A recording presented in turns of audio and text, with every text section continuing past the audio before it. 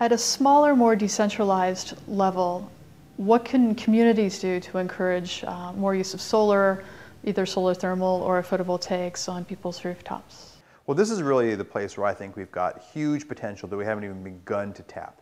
The ability for essentially every building in the United States to become a power plant, in some cases more power than they need, in some cases less, is huge.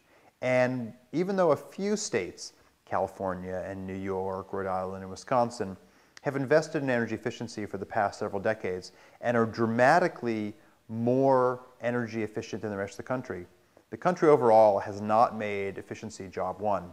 And that means that new power plants are more expensive than they need to be because we need more of them.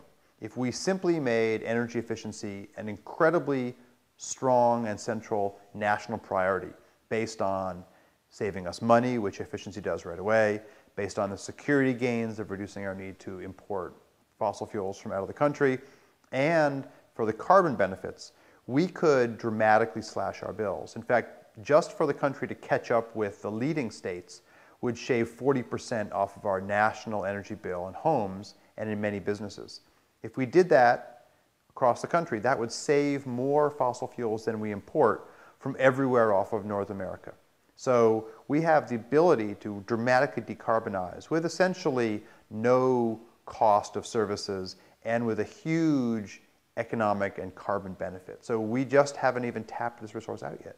Could you tell us what the city of Berkeley is talking about doing to encourage more solar? Yeah, so the city of Berkeley invented a very clever plan which is already being replicated around the country even before Berkeley's gotten theirs going. And what the city did was to notice that cities around the country, including Berkeley, routinely lend money to businesses and homeowners when they want to invest in various projects, undergrounding power lines or replacing or improving a sewer line.